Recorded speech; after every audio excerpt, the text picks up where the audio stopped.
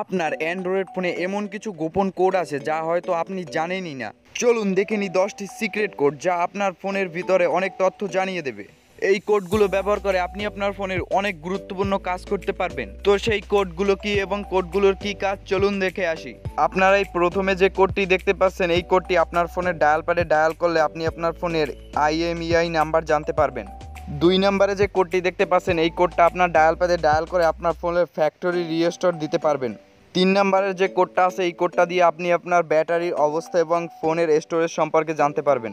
4 নম্বরে যে কোডটা দেখতে পাচ্ছেন, এই কোডটা ডায়াল করে আপনি আপনার ফোনের ডিসপ্লে, টাচ স্ক্রিন এবং স্পিকার টেস্ট করতে পারবেন। 5 নম্বরে যে কোডটা দেখতে পাচ্ছেন, এই কোডটা থেকে আপনি আপনার ফোনের ক্যামেরা ইনফো চেক করতে পারবেন।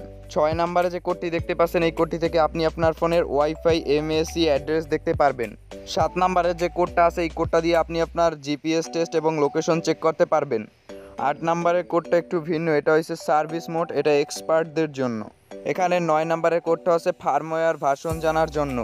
সর্বশেষ 10 নম্বরে যে কোডটা দেখতে পাচ্ছেন, এই কোডটা আপনার ফোনে ডায়াল প্যাডে ডায়াল করার পর পাওয়ার বাটন চাপলে সরাসরি অফ হয়ে যাবে এবং সেটিং পরিবর্তন করা যাবে। এখন আমি 1 নম্বরের কোডটা ডায়াল করে আপনাদের সরাসরি প্র্যাকটিক্যালে দেখাচ্ছি।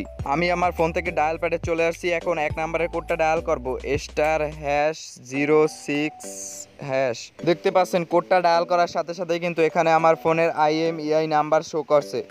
এখন আমি সব কোডগুলো যদি একটা একটা টেস্ট করে দেখাই তাহলে ভিডিওটা অনেক বড় হয়ে যাবে, তাই আমি একটা টেস্ট করে দেখালাম। আপনাদের কিচ্ছু করতে হবে না, শুধু ডায়াল প্যাডে গিয়ে কোডটা ডায়াল করার সাথে সাথে কিন্তু অপশনই নিয়ে যাবে।